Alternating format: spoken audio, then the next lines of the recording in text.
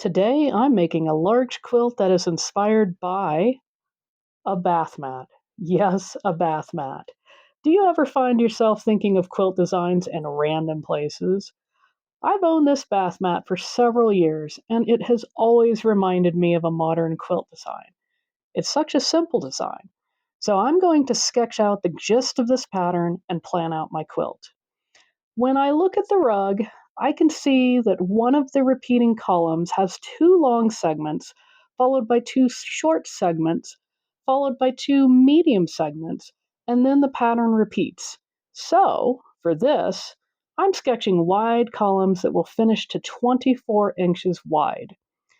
That means I need two 6 inches, then two 2 inches, then two 4 inches. But don't forget to add the ½ inch. For the alternating row, I want something that won't require a lot of matching. So if I do 3 inches, then 5 inches, and repeat that all the way across, then I only need to match once. If you want to try this, be sure to check the description for the measurements.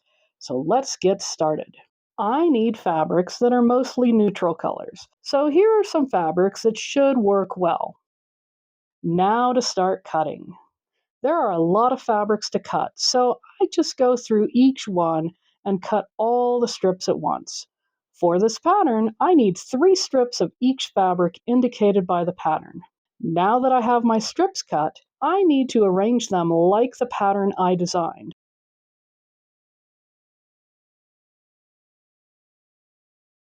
There, that looks good. Now to start pairing up the strips. I like to do all the pairs that are the same together before moving to the next set so that I can chain piece.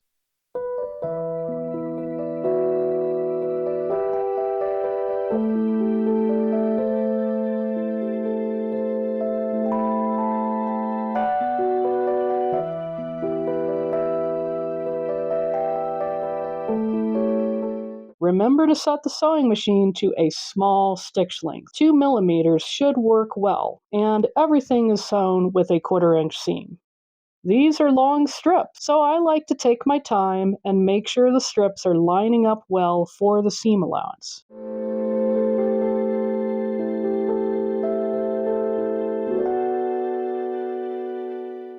Next, I need to press them, but make sure that the strips from one set are pressed in the opposite direction of the other set. This will ensure that the one matching seam can be nested when we pair the two different cut sets together. Now that those are pressed, I need to finish joining the rest of the strips to have 6 fabrics in each set together. After a good press, I like to lay the matching sets together until I have 2 sets of 3 matching strip sets.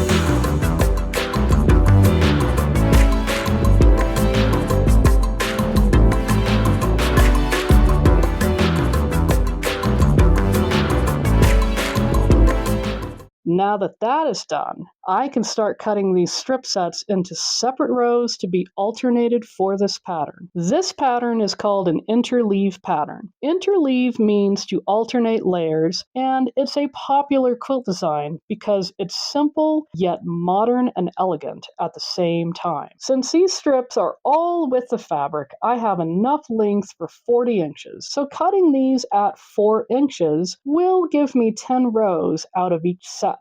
And here's an extra tip for dealing with these tricky cuts longer than the width of the cutting mat, like here. You can match up the ruler with the lines on the cutting mat. So in this case, I'm matching up that 5-inch line on my ruler with a line on the mat. This ensures that my cuts should line up to 4 inches every time. After I cut each row, I like to lay them over in a pile to keep them together. I'll repeat all this across the other 5 strip sets. Now that I have a pile of the first row and a pile of the second, I can start pinning these together. I made up one of the segments already and pinned it to my wall. So now I can reference that to make sure I'm lining up the rows the same. It might not seem like that would matter, but you would be surprised at how easy it is to mix this up without a visual reference to keep things on track. There's a knack to pinning these rows. I like to nest that matching seam further down to the opposite side and pin. Then do a final pin for the matching seams. Then I can sew the rows.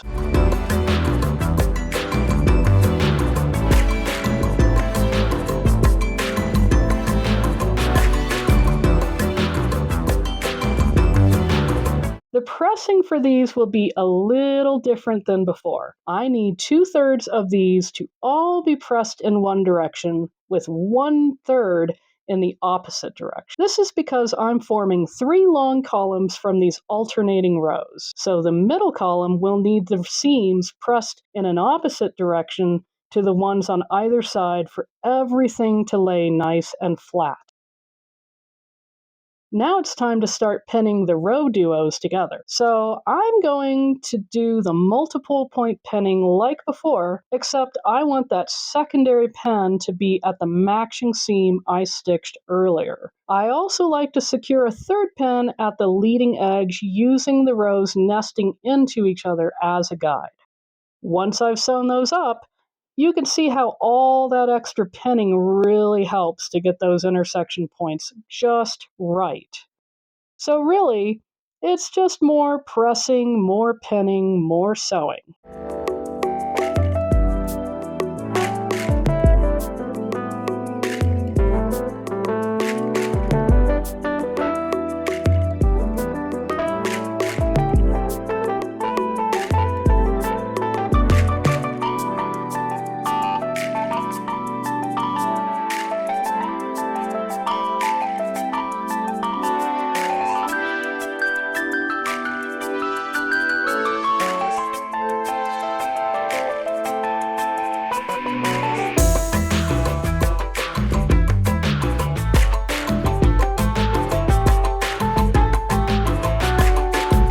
For this project, I made up 6 column segments. I thought it might be simpler to sew 3 columns together, sew the other 3, and then join them horizontally. But I found that it was easier to just sew 2 columns together and then another 2 together of the same orientation for the middle and the side, and then sew those 2 into 2 long joined columns horizontally. Then the remaining 2 I just sewed into 1 long column, trimmed up to fit to the 2 long columns, sewed them together, and this is how it all turned out. It's a windy day, but as you can see, this is a rather large quilt. The colors give it a very beachy kind of look. I think it turned out pretty nice. What do you think? It finishes out to roughly 72 inches wide by 70 inches tall, so pretty sizable for a throw quilt. You can easily make it twin bed size by making another 2 strip sets, then sewing 3 rows of each set